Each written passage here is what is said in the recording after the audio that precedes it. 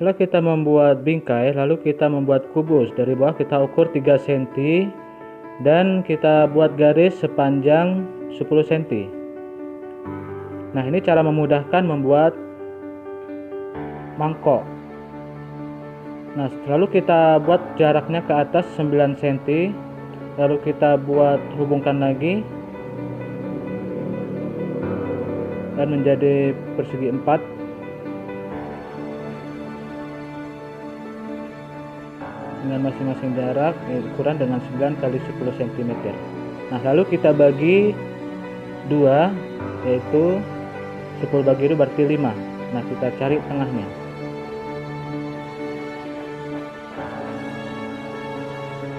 Nah, lalu kita tarik garis ke atas dari bawah 3 cm dan sama sebelah kiri 3 cm. Nah, ini lalu kita dari bawah samping 1 cm. Nah, sebelahnya juga 1 cm. Nah, lalu baru kita hubungkan.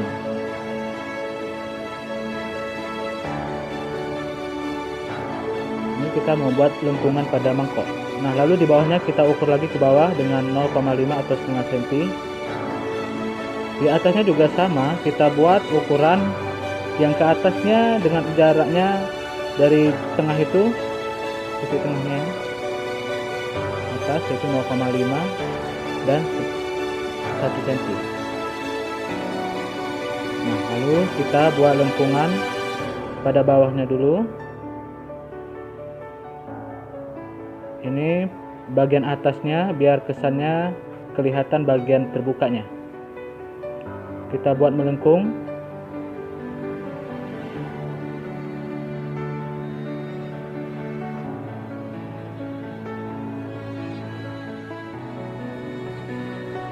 Usahakan garisnya melengkung pelan-pelan. Nah, lalu ini untuk menghilangkan sudutnya biar tidak kesan tajamnya kelihatan, maka kita buat lebih melengkung. Kita kasih tanda aja kira-kira 1 cm, baru kita tarik dari atas ke bawah pelan-pelan dengan cara melengkung. Nah, ini dia bentuknya. Lalu kalau sudah selesai, baru kita hapus garis-garis bantu tadi yang sudah kita buat untuk melakukan teknik arsiran.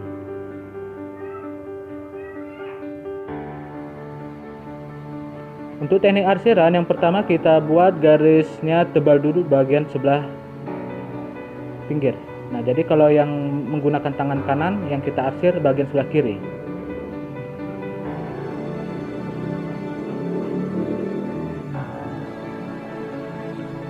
Ya, kita arsir, kita buat tebal, lalu kita coret-coret dulu untuk menghilangkan batasnya. Nah, lalu kita buat pensilnya miring. Nah, biar kesannya dapat, ya, kita tes dulu di kertas apakah pensilnya sudah bagus gorisannya. Nah, kalau sudah bagus, lalu kita pindahkan pada gambar, bagian gambar yang kita mau arsir.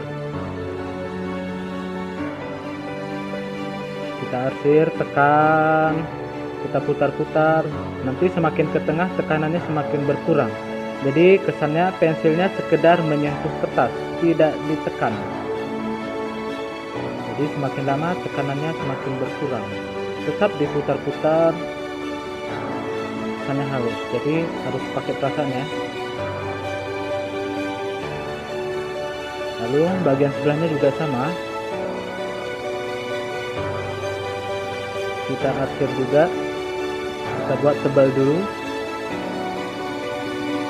kita tebal, lalu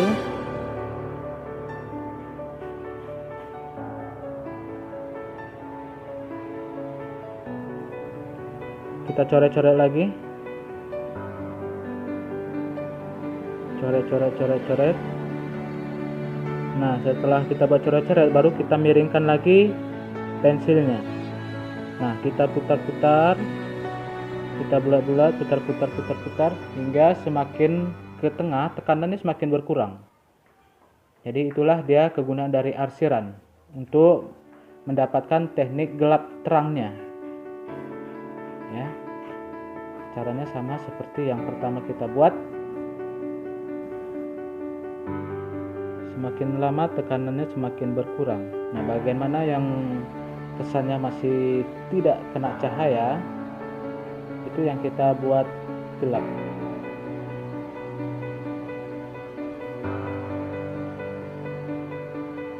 Untuk bagian dalamnya atas, itu kesannya yang bagian pinggirnya kita buat gelap sedikit saja, tapi tidak terlalu hitam kali.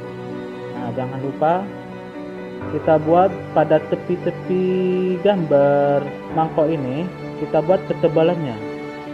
Ketebalan dari mangkok kira-kira berapa ketebalannya. Nah, kita ukur kira-kira saja, jangan terlalu tebal. Nah, untuk mendapatkan kesan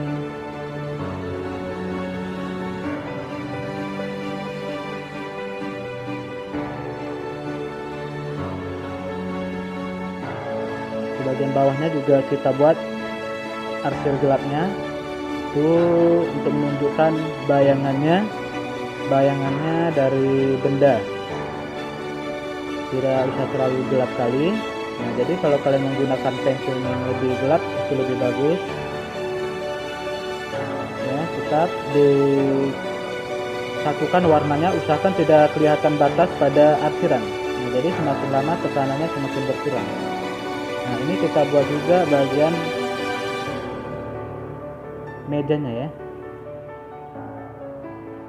Nah, kalian buat juga bagian meja. Nah, kalian arsir bagian mana yang lebih gelap, semakin ke bawah atau semakin yang kira-kira bercahaya, jangan terlalu ditebalkan atau jangan terlalu ditekan. Nah, untuk bagian atasnya sekedar ada arsiran, tapi nggak usah terlalu hitam kali. Nah, itu arsir bagian yang perlu-perlunya saja.